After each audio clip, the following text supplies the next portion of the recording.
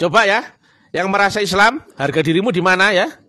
Saya goblok-goblokan kiaimu, ulamamu, ya ustadmu, tak taek-taek no jancuk no picek no. Apa yang kau saksikan dalam syahadatmu? Karena syahadat itu bersaksi ya, bukan mengucapkan, betul ya, Mas Imam ya, betul ya? Betul. Aku bersaksi bahwa ini adalah bel. Oh ya bel. Lah kalau kira-kira aku bersaksi ini adalah bel, gak ada yang kau saksikan, goblok ya itu? Goblok. Ulama-ulama taek, saya tunggu kabarmu ya. Kamu bodoh ya. Di kandangmu sendiri kamu dimaki-maki oleh Mr. TM ya. Digoblok-goblok no, harga dirimu di mana? Ini umat biar cerdas ya. Ini agama pembodohan luar biasa, penyimpangan sesat. Allah taek. Karena dia laisa kamisli sayun. Bangkit, jangan goblok terus-menerus ya. Indonesia adalah negara yang besar, bukan kumpulannya orang-orang bodoh-bodoh. Masa Indonesia diisi oleh umat beragama goblok-goblok seperti itu ya. Ayo bangkit. Yang logik, yang nalar, yang ilmiah ya. Walaupun kami bungkus dengan ceramah yang intelektual, ilmiah, tapi dengan bahasa menggelitik kasar ya. Enggak sopan. Ini sekedar untuk membangunkan kesadaranmu dari dogma-dogma agama-agama taek Sontoloyo ya. Bismillahirrahmanirrahim. Assalamualaikum warahmatullahi wabarakatuh. Alhamdulillahi rabbil alamin. Allahumma salli ala sayyidina Muhammad wa ala ali sayyidina Muhammad, amma ba'd. Tuan-tuan dan puan-puan yang mulia, dimanapun berada, semoga Allah subhanahu wa ta'ala memberikan kita semua ya kesejahteraan, kemakmuran, keselamatan, baik di dunia maupun di akhirat kelak. Amin ya rabbil alamin. Kami mendapatkan sebuah pesan dari WhatsApp dari saudara kami yang mulia yang berasal dari Malaysia ya. Jadi beliau menanyakan terkait masalah video. Lalu kami juga sudah menyimak ya video tersebut.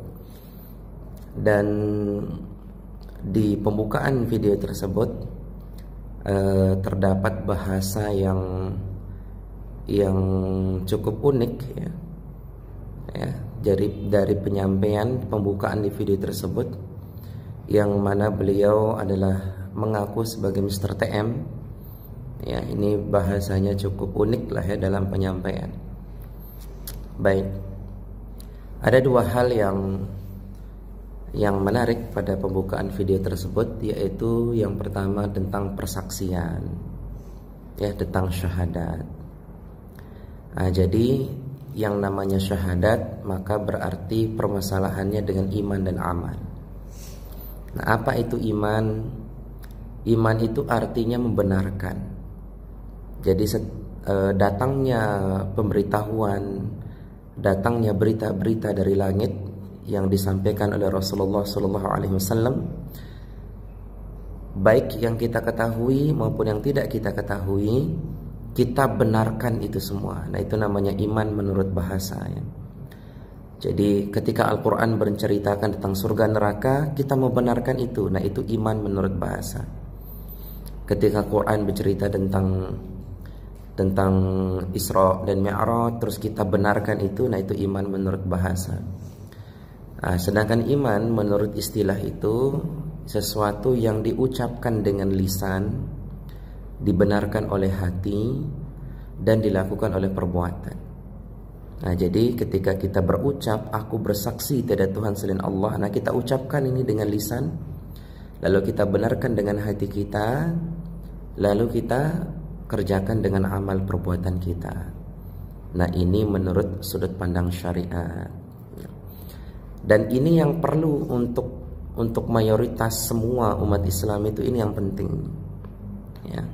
Nah, adapun yang disampaikan oleh Mr. TM ini menurut sudut pandang hakikat ya. Tak semua orang mengerti sudut pandang ini. Karena menurut sudut pandang hakikat, sesuatu yang kita saksikan itu harus kita tahu, harus kita kenal.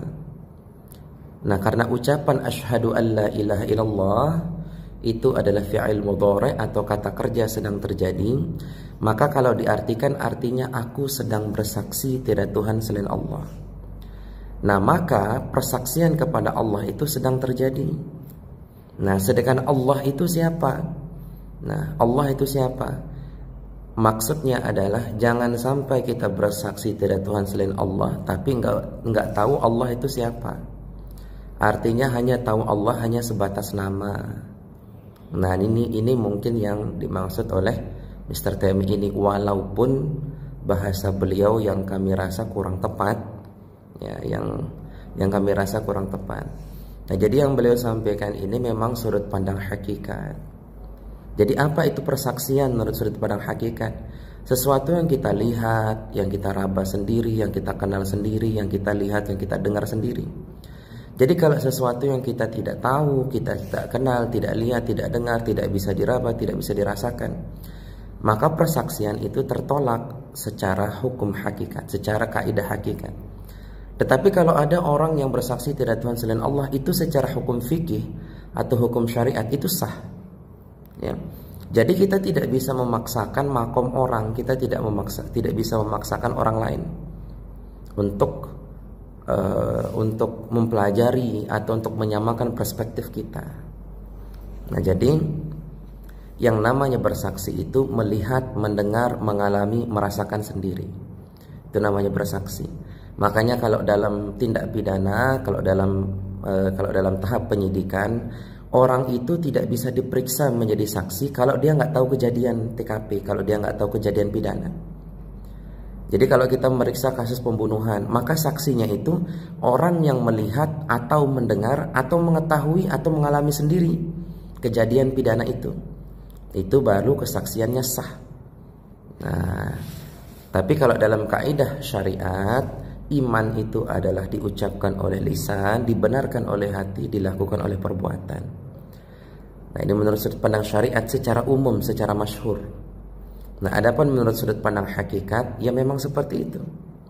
Tidak sah kesaksian orang kalau dia tidak ketahui apa yang dia saksikan. Lalu bagaimana cara mengenal Allah? Nah, cara mengenal Allah itu lewat dua. Bila ilmu bil hikmah. Dengan ilmu, yaitu kita belajar mengenal af'alullah, berarti belajar tentang hukum-hukum syariat, hukum-hukum Allah. Belajar tentang asma Allah, berarti kita belajar tarekat, bagaimana kita berzikir menyebut nama Allah. Kita belajar sifat-sifat Allah, berarti kita belajar ilmu hakikat, kita belajar ilmu akidah. Ya, sifat wajib 20, nama sifat yang 99, asmaul husna. Nah, mengenal zatullah dan mengenal zatullah ini adalah rahasia. Artinya ketika kita mengenal af'alullah, ketika mengenal asma Allah, ketika mengenal sifatullah, insyaallah akan mengenal zatullah. Nah, itulah ma'rifatullah. Lalu timbul pertanyaan, Kang Sukma, bagaimana kalau saya nggak ngerti, kalau saya nggak belajar? Nah, inilah kenapa menuntut ilmu itu wajib. Thalabul ilmi fardhatun 'ala kulli muslimin muslimatin. Jadi menuntut ilmu itu wajib. Ya, jadi kita sisihkan waktu kita selain untuk bekerja, selain itu untuk belajar. Belajar hukum-hukum Allah, hukum syariat, mana yang wajib, sunnah, mubah, makruh, haram. Lalu belajar tentang zikir, belajar tarekah, bagaimana cara belajar suluk, bagaimana cara berzikir kepada Allah. Lalu belajar tentang sifat-sifat Allah, belajar tentang hakikat, belajar tentang nama sifat Allah Ta'ala. Nah, sebetulnya semua orang yang lahir itu pernah menyaksikan Allah Ta'ala. Cuman di dunia ini kita melakukan pengulangan dengan membenarkan apa yang sudah Rasulullah bawa, Rasulullah SAW. Makanya kalau kita baca dalam surat Al-A'raf ayat 172, di sana dikatakan alastu birabbikum qalu bala syahidna. Jadi ketika Allah mengeluarkan anak cucu Adam dari sulbi-sulbi mereka, maksudnya keturunan Adam itu akan dilahirkan, Allah akan meminta persaksian kepada mereka. Apakah kamu menyaksikan aku sebagai Rabb kalian? Maka kita menjawab bala syahidna. Kami menyaksikan wahai Allah, engkaulah Rabb kami. Jadi awaludin ma'rifatullah, awal mula perkara agama itu ma'rifat kepada Allah atau mengenal Allah. Dan itu benar, itu sudah kita lalui. Sekarang tinggal pengulangan. Sekarang tinggal kita benarkan. Sekarang tinggal kita jalani. Nah, jadi yang pertama, kita tidak bisa memaksakan semua orang untuk paham. Karena setiap orang memiliki makom keilmuannya, derajat keilmuan dan pengalamannya masing-masing. Jadi menurut syariat kalau ada orang sudah bersyahadat sah, ya itu sudah sah. Tapi memang menurut sudut pandang hakikat tidak sah kesaksian seseorang apabila dia tidak tahu apa yang dia persaksikan. Terus yang kedua, Mr. TM mengatakan Allah itu laisa kamitslihi syai'un. Nah itu memang benar. Sehingga tidak ada kata pebanding untuk Allah. Tidak ada yang bisa dibandingkan dengan Allah. Tidak ada yang bisa disetarakan dengan Allah Ta'ala. Wa lam yakul lahu kufuwan ahad. Makanya kalimat la ilaha illallah, tiada Tuhan selain Allah, atau tiada Tuhan kecuali Allah. Nah itu kata kecuali itu adalah pebanding. Makna la ilaha illallah itu tiada Tuhan kecuali Allah. Nah kata kecuali atau selain di sini maksudnya pembanding.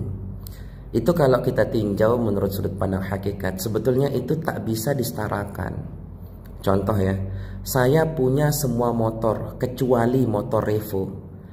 Nah berarti motor-motor yang saya punya dengan Revo itu setara atau sebanding. Makanya kata kecuali itu adalah pembanding. Saya punya semua mobil kecuali mobil Fortuner. Nah artinya kata kecuali di sini membandingkan mobil-mobil yang lain dengan Fortuner. Fortuner itu mobil, yang lain juga mobil. Nah kata la ilaha illallah, tiada Tuhan selain Allah. Nah ini kalau kita maknai secara hakikat itu tidak sesuai, tidak setara. Karena la ilah itu tidak ada Tuhan, maksudnya adalah Tuhan itu nggak ada sebetulnya, yang ada hanya Allah. Jadi kalau diartikan tiada Tuhan selain Allah, maka ada Tuhan-Tuhan lain dong. Ada Tuhan-Tuhan lain lalu kecuali atau dibandingkan dengan Allah. Nah inilah makna yang kami sampaikan, yang memang sebetulnya ini cukup berat untuk disampaikan karena sulit mungkin dipahami oleh orang-orang yang awam. Karena makna la ilaha illallah itu tiada Tuhan selain Allah, maksudnya adalah tidak ada Tuhan yang ada hanyalah Allah. Karena kalau dimaknakan tiada Tuhan kecuali Allah, maka Tuhan-Tuhan itu adalah pembanding dengan Allah itu. Itulah kenapa Allah itu laisa kamitslihi syai'un. Makanya mengenal nama Allah atau mengenal nama Tuhan Allah itu belum tentu mengenal zatullah, mengenal pemilik nama Allah itu siapa. Nah, karena memang dulu guru kami menyampaikan kalimat yang paling berat, yang lebih berat daripada langit dan bumi adalah kalimat la ilaha illallah. Dan barang siapa yang mengucapkan kalimat ini ketika dia sakaratul maut, dakhalal jannah, pasti masuk surga.